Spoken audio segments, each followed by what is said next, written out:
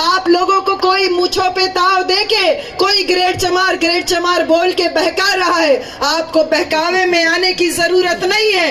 आज बहन कुमारी मायावती जी ने साफ तौर पे कह दिया कि बाबा साहब डॉक्टर अंबेडकर हमारे भगवान हैं। उन्होंने ये नहीं कहा कि भगवान जैसे हैं या भगवान की तरह है। इस इशारे को समझिए कि अगर तुमने अंबेडकरवाद की राह छोड़ी तो हम बिखर के रह जाएंगे। पूरे 10 साल बाद तो एक लाइन से संबोधित करूंगी कि गुड मॉर्निंग बोलते हैं तो सुबह की पहचान होती है, गुड मॉर्निंग बोलते हैं तो सुबह की पहचान होती है, गुड इवनिंग बोलते हैं तो शाम की पहचान होती है, वालेकुम अस्सलाम बोलते हैं तो अल्लाह की पहचान होती है। कुछ लोग राम राम भी कहते हैं तो शायद उनके भगवान की पहचान होती है। पर हम कहते हैं कि जय भीम बोलने से इंसान को इंसान की पहचान होती है। सबको जय भीम, जय भीम, जय भीम। नारा इसलिए लगवा रही हूँ क्योंकि बाबा साहब के नाम का डर बहुत हो रखा है लोगों में, बहुत जबरदस्त डर हो रखा है। और कोई छोटे मोटे लोगों को डर नहीं है, संसद में बैठे हुए लोगों को डर हो रखा है। इसलिए ये आवाज नोएडा तक सीमित नहीं रहनी चाहिए, नोएडा से दिल्ली तक जानी चाहिए। जय भीम। बहुत बहुत शुक्रिया। गाना इतनी देर से सुन रही थी, बहुत अच्छे अच्छे सिंगर्स गा रहे थे। सपना जी भी बहुत अच्छा गाई, विशाल बहुत अच्छा गाए, मंजीत मेहरा भाई बहुत अच्छा गाए, सभी साथी लोगों का। लेकिन एक चीज जो मुझे लग रहा था कि इतनी दूर से इतनी ज्यादा संख्या में जो लोग आए हुए हैं, हम सब लोग यहाँ से कुछ लेके जाएं, कुछ विचार लेके जाएं, कुछ विचार परिवर्तन करके जाएं। तो आप सब लोगों के लिए कुछ कुछ छोटी छोटी बातें कहूंगी कि जैसे हमारे बीच में संत शिरोमणि गुरु रविदास महाराज आए, संत कबीर आए, बाबा साहब डॉक्टर अंबेडकर आए, ज्योतिबा फुले आए, पेरियार रामास्वामी नायकर आए, बाबा साहब आए, कांशीराम साहब आए।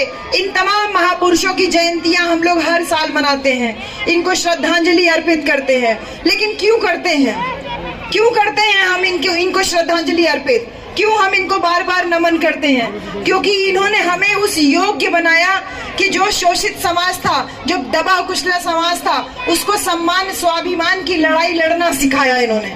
उनको नीचे से ऊपर उठा करके आत्मसम्मान के साथ जीना सिखाया। इसलिए हम इनको सम्मानित करते हैं। जैसे कि जब धार्मिक पाखंड में हमारा ये देश डूबा हुआ था, जहाँ पे शरीर को धोना, शरीर को गंगा में स्नान करना या नदी में स्नान करना पवित्रता की निशानी माना जा रहा था, ऐसे में संत कबीर कहते हैं, अरे मलमल धोए शरीर को, धोए न मन का मैल, और नहाए गंगा गोमती और रहे बैल के बैल।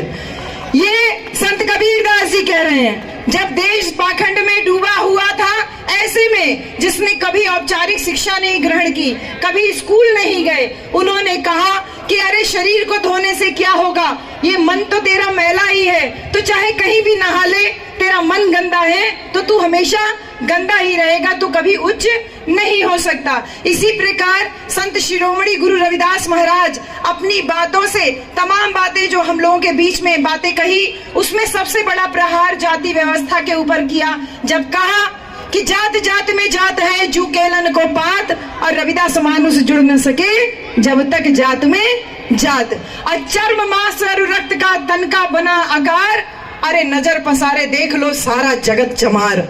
जब वो कह रहे हैं ये बात कि अरे चमड़ा मांस और रक्त का शरीर बना हुआ है, तो नजर पसार के देखो, हर एक व्यक्ति तो चर्म मांस और रक्त से बना है, हर एक व्यक्ति तो चमार है, तो फिर क्यों अपने आप को कोई श्रेष्ठ मान रहा है, कोई नीचा मान रहा है? तो संत शिरोमणि गुरु रविदास महाराज एक विचार देके जाते हैं, जो धार्मिक पाखंड में देश डूबा हुआ था, उनको उससे निकालने के लिए और जाति पाति के भेदभाव को खत्म करने के लिए उन लोगों ने हम लोगों के अंदर आत्मविश्वास जगाया कि ऊंच नीच, कहते हैं रविदास जन्म के कारणे होत न को नीच।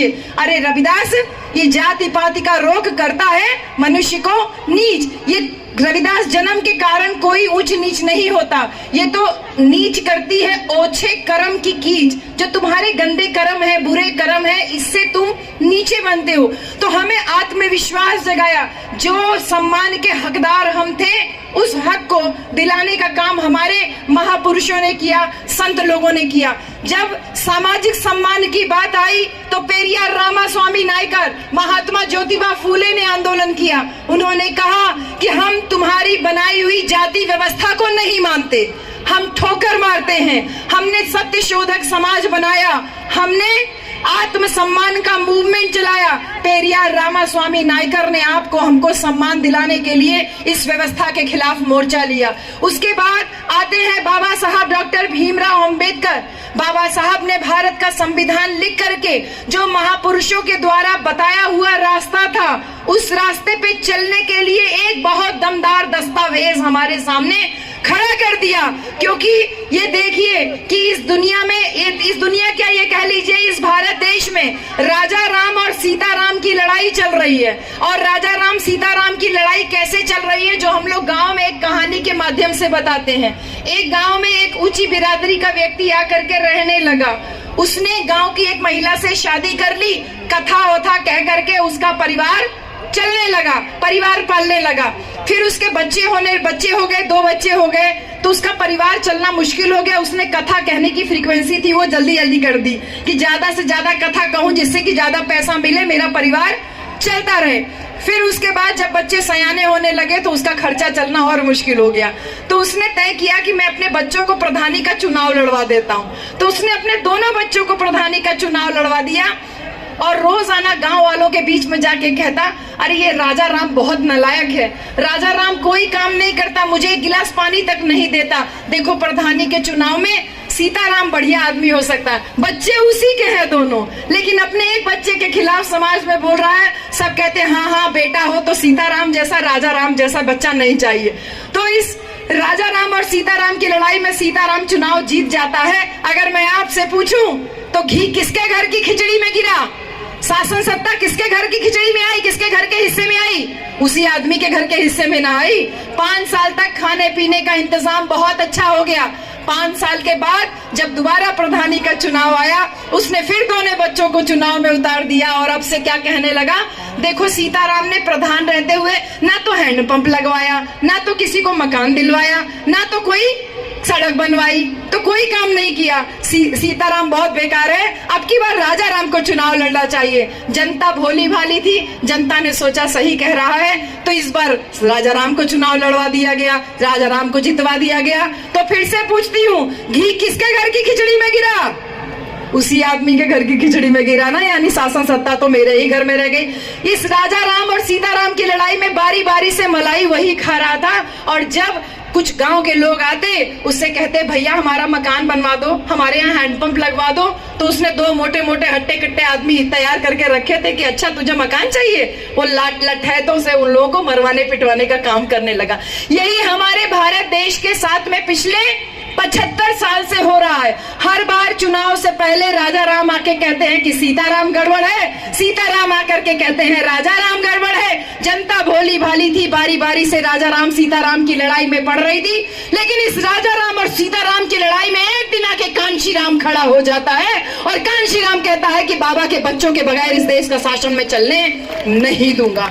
वही बाबा साहब जिन्होंने भारत का संविधान लिख करके आपको हमको एक सम्मानजनक जिंदगी दिया, उस सम्मानजनक जिंदगी को आगे बढ़ाने के लिए मान्यवर कांशी राम साहब आते हैं। वो जनता से सवाल करते हैं कि तुम्हें आगे बढ़ना है? बोलती है जनता हाँ। बोले कैसे आगे बढ़ोगे? बोले बाबा साहब ने रास्ता दिया है। तो बोले रास्ते पे चलते हो?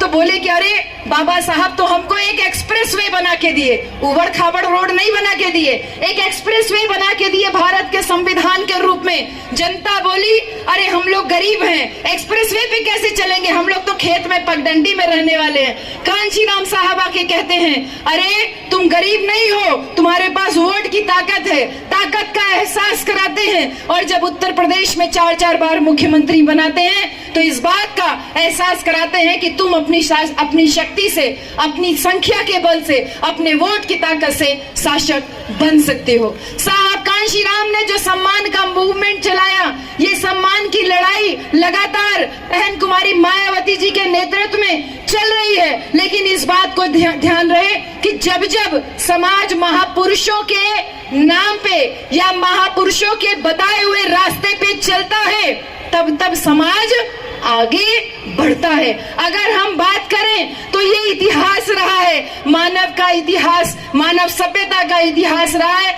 कि हजारों संस्थाएं, हजारों जो विचार हैं वो समाज को रेगुलेट करने के लिए, समाज को नियंत्रित करने के लिए बनाई जाती है। जैसे कि वो विचार बारी बारी से आते हैं, कोई आए, कोई नया कथावाचक आया, उसने नया विचार दिया, लेकिन समय के साथ वो सारी विचार विलुप्त हो जाते हैं। जो नहीं विलुप्त होता है वो यही है, वो है धर्म और पूंजी।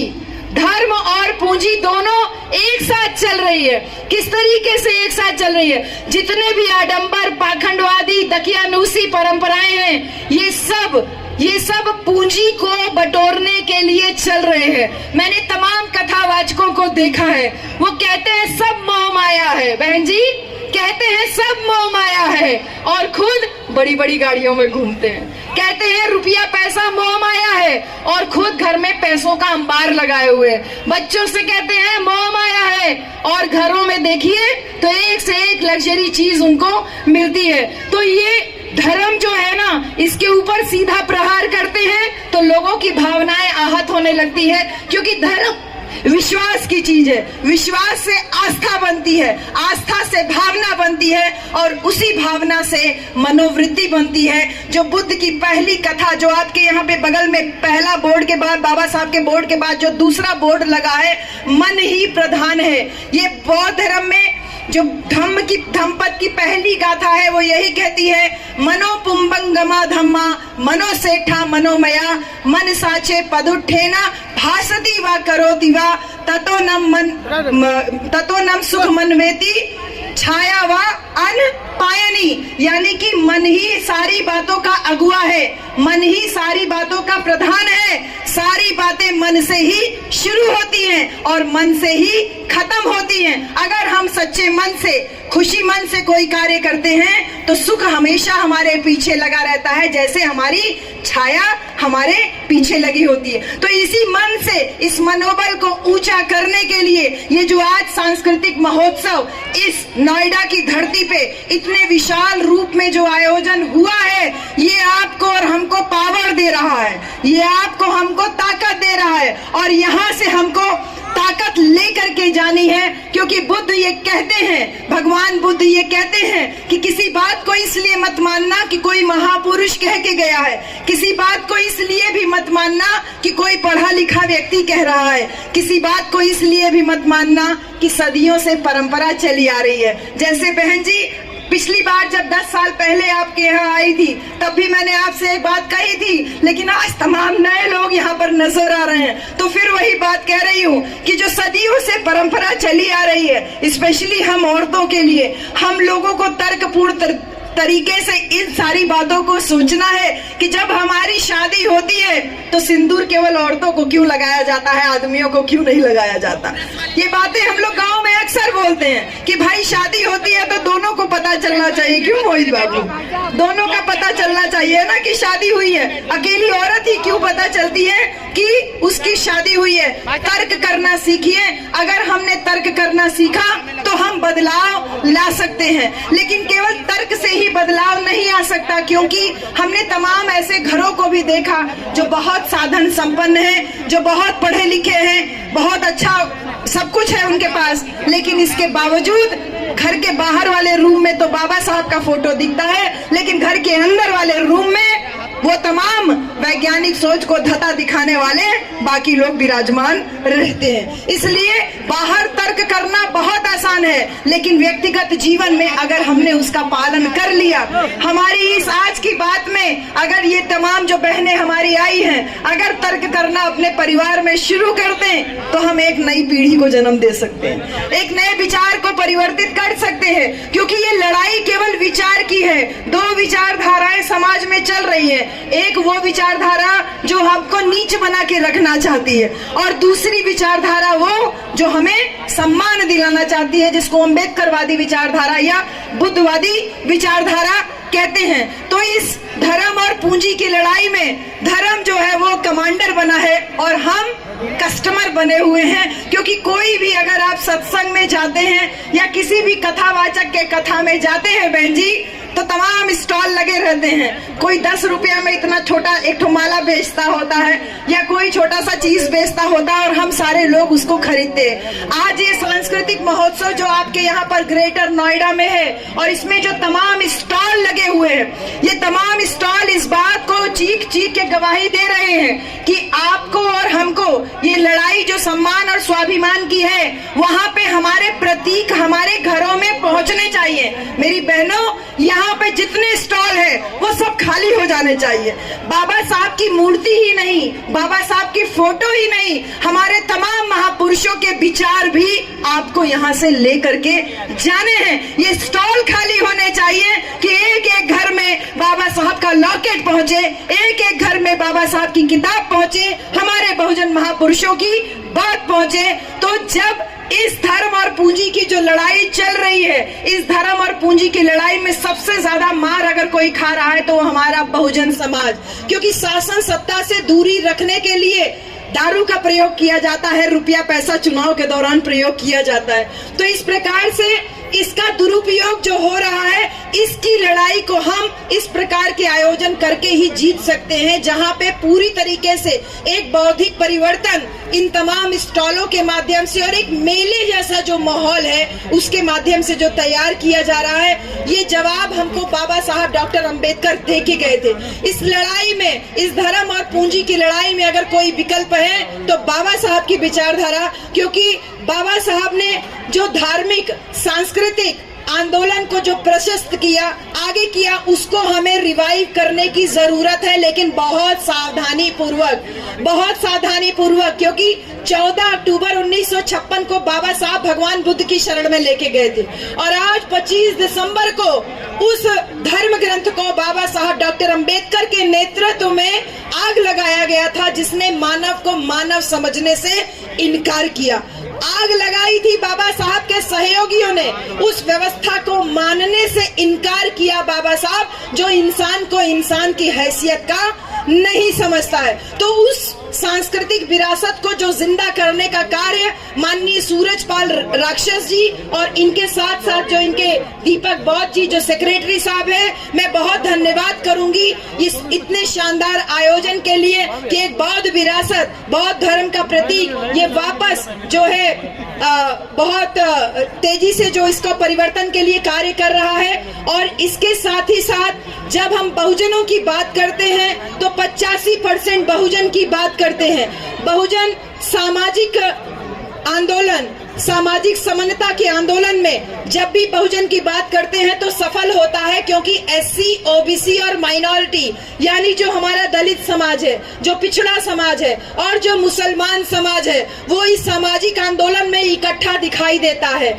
जब 85% बहुजन की बात करते हैं और राजनीतिक आंदोलन जो मान्यवर कांशीराम साहब और बहन कुमारी मायावती जी के नेतृत्व में आगे बढ़ता है, तब भी दलित, पिछड़ा और मुसलमान साथ होते हैं और हम उत्तर प्रदेश में 4-4 बार मुख्यमंत्री बनते हैं। लेकिन जब यही बहुजन समाज बहुजन सांस्कृतिक आंदोलन की बात करता है तो उसमें 20% मुसलमान पहले ही किनारे हो जाता है और जो 50% पिछड़ा समाज है वो चुपचाप कहीं किनारे खड़ा होता है या खुद ही उसके खिलाफत में होता है। तो भाइयों, मेरी प्यारी बहनों, ये लड़ाई एक जाति की लड़ाई नहीं है। बहुत सारे लोग ग्रेट चमार बनाए हुए समाज के बीच में फिर रहे हैं। ये लड़ाई चमार धोबी पासी बनाने की लड़ाई नहीं है, ये लड़ाई बहुजन समाज को शासक कौम बनाने की है। और जिस प्रकार से ये जो आज मेला का आयोजन हुआ है और तमाम स्टॉल जो लगे हैं, बाबा साहब का जो एक सामाजिक आंदोलन, राजनैतिक आंदोलन, सांस्कृतिक आंदोलन और जो सबसे बड़ा बाबा साहब का इंडिकेशन था, जो सबसे बड़ा इंडिकेट किया बाबा साहब ने, वो था हमारा आर्थिक मूवमेंट। हमने स्टॉल लगाया, हमने प्रचार किया, घूम घूम के प्रचार किया, सामाजिक आंदोलनों का प्रचार किया, राजनीतिक आंदोलनों का प्रचार किया, विचारों का प्रचार किया। लेकिन जब बाबा साहब के आर्थिक विचारों के प्रचार प्रसार की बात आती है तो हम पीछे हो जाते हैं। क्यों नहीं हम डीजे लगा करके बोलते कि बाबा साहब की वजह से आरबीआई की स्थापना हुई। जो ये पूंजी की बात है कि इस पूंजी ने हमारे देश को आज एकदम हाशिए पे लेके आ रहे, कुछ मुट्ठी भर लोगों के हाथ में पूरी देश की सत्ता पहुंची हुई है और वो अपने इशारे पे इस पूरे बहुजन समाज से लेकर के पूरे देश की शासन सत्ता को अपने कब्जे में किए हुए हैं। ऐसे में बाबा साहब की आर्थिक क्रांति आरबीआई के माध्यम से जो उन्होंने शुरू की और मान्यवर कांशीराम साहब ने जब इसको आगे बढ़ाया और कहा कि नीचे दुकान ऊपर मकान, ये साहब कांशीराम ने किया था, कहा था। और हमारे बाबू मोहित जी जो अलीगढ़ से आए हैं, इन्होंने एक जमीन खरीदी, नीचे दुकान और ऊपर मकान बनाया। क्यों नहीं हम छोटी छोटी दुकानें खोल सकते हैं। हमारे महापुरुषों के जो स्टॉल पीछे लगे हुए हैं, इन स्टॉलों पे इतनी अच्छी बिक्री हो रही है, इतना अच्छा जो एक सांस्कृतिक कल्चरल परिवर्तन, कल्चरल चेंज जो देखने को मिल रहा है, ये कहना काफी होगा कि जिस प्रकार से ये मेले का आयोजन, बौद्ध महोत्सव का आयोजन ग्रेटर नोएडा की धरती पे हो रहा है, ऐसे आयोजन हमको और जिलों में भी बारी बारी से करने की आवश्यकता है।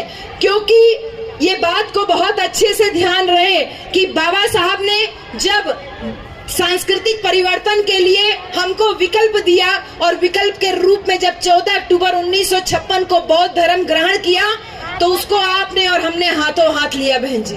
क्योंकि मानव, बौद्ध धर्म की यही पहचान, मानव मानव एक समान, आपको हमको इकट्ठा एक सूत्र में बांधने के लिए बाबा साहब भगवान बुद्ध की शरण में लेके गए। लेकिन जो ओबीसी समाज है, यानी जो पिछड़ा समाज है, उसको भी बुद्ध की शरण में लेके गए, लेकिन उसको इस बात का आभास ही नहीं है, पिछड़े समाज को इस बात का आभास ही नहीं है कि उसके साथ भी अत्याचार हुआ, उसके साथ भेदभाव हुआ, उसको इस बात का आभास ही नहीं है। लेकिन वो ये मान के चलता है कि मैं ऊंची जाति का हूँ। लेकिन जब माननीय अखिलेश यादव जी जो उत्तर प्रदेश के पूर्व मुख्यमंत्री थे, जब उनका घर धोया गया तो इस बात को,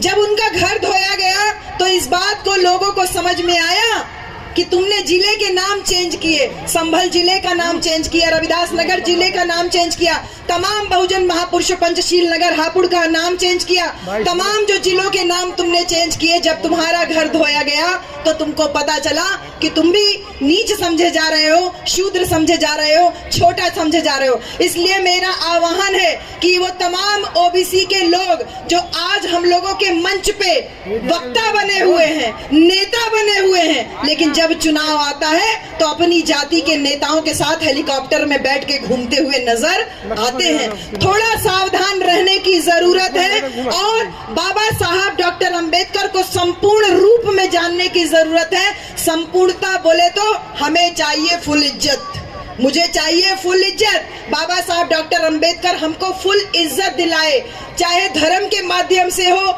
चाहे वोट के माध्यम से हो। और आज जब राजनीतिक अधिकार लेने की बात आती है तो बाबा साहब का नाम आता है, सांस्कृतिक अधिकार की बात आती है तो भी बाबा साहब का नाम आता है, और जब बहुजन समाज को शासन सत्ता पर पहुंचाने की बात आती है तो भी बाबा साहब और मान्यवर कांशीराम साहब का नाम आता है। लेकिन इस बात को ध्यान रहे कि ऐतिहासिक रूप से कुछ लोगों की गलती की वजह से ये बहुजन समाज जो बाबा साहब के नाम को एक लेकर के मजबूती के साथ आगे बढ़ रहा है, उसका ये रिजल्ट है। बहन कुमारी मायावती जो 4 बार उत्तर प्रदेश में मुख्यमंत्री बनी, आज उसका ये परिणाम है। ये जो बहुजन समाज आज एक बड़ी सी संख्या में यहाँ दिखाई दे रहा है, अपने महापुरुषों के नाम पे बौद्ध महोत्सव में जो आज इकट्ठा हुआ है, उसका ये परिणाम है कि सड़क से लेकर के संसद तक केवल अंबेडकर अंबेडकर अंबेडकर अंबेडकर अंबेडकर अंबेडकर अंबेडकर नजर आ रहे हैं। कोई नीला ड्रेस पहन करके बाबा साहब को हथियाने की कोशिश कर रहा है, कोई बाबा साहब की फोटो लेके बाबा साहब को हथियाने की कोशिश कर रहा है, कोई संसद में संविधान की किताब लेकर के बाबा साहब को हथियाने की कोशिश कर रहा है। लेकिन मैं धन्यवाद देती हूँ मान्यवर कांशीराम साहब को, बहन कुमारी मायावती जी को, कि जिनके इस मूवमेंट की वजह से, जिन्होंने बहुजन समाज को इस योग्य बनाया कि आज बाबा साहब का नाम तुम मजबूरी में ले रहे हो, मजबूरी में ही सही लेकिन ले तो रहे हो, उनके सामने सर तो झुका रहे हो। नहीं तो ये जान लीजिए कि जीते जी भी बाबा साहब डॉक्टर अंबेडकर इनको डराए। बहन जी, जीते जी भी बाबा साहब डराए और आज मरने के बाद भी बाबा साहब डॉक्टर अंबेडकर इनको डरा रहे हैं। अगर ये डर नहीं होता तो कभी नहीं सुना किसी देवता की मूर्ति टूटी हो, लेकिन अक्सर ये सुना कि बाबा साहब डॉक्टर अंबेडकर की मूर्ति टूटी जा रही, तोड़ी जा रही है। कभी उंगली तोड़ी जाती है, कभी चश्मा तोड़ा जाता है। तो आज मैं अंत में बस यही कहूंगी कि इस ग्रेटर नोएडा की भूमि पे वो बाबा साहब की उंगली का इशारा करती हुई जो फोटो है, जो मूर्ति है, उस इशारे को समझिए। अरे ग्रेटर नोएडा से दिल्ली दूर नहीं है, वो उंगली का इशारा संसद के ऊपर कब्जा करने की तरफ जाता है। और यही दिल्ली, जो कि ये नोएडा, ग्रेटर नोएडा, जब दिल्ली से एंटर करिए तो बाप भगवान बुद्ध की बड़ी सी मूर्ति लगी हुई है और लिखा है उसमें वेलकम टू गौतम बुद्ध नगर। तो ये बहुजन विचारधारा को मजबूत करने का जो कार्य बहन कुमारी मायावती जी ने गौतम बुद्ध नगर बना के, गौतम बुद्ध यूनिवर्सिटी बना के, मान्यवर कांशीराम अस्पताल बना के, युवा बच्चों के लिए स्कॉलरशिप और युवा बच्चों के लिए छात्रावास बना के जो आंदोलन शुरू किया, ये बहुजन समाज की आज जिम्मेदारी है कि इस आंदोलन को आगे लेकर के जाए। और 2027 में बहन जी, पश्चिम के लोगों से शिकायत है, पूरब के लोगों ने मिशन को अभी तक थाम के रखा है। पश्चिम के लोगों, आप लोग इधर उधर बहकिए नहीं। आप लोगों को कोई मूंछों पे ताव देके, कोई ग्रेड चमार बोल के बहका रहा है। आपको बहकावे में आने की जरूरत नहीं है।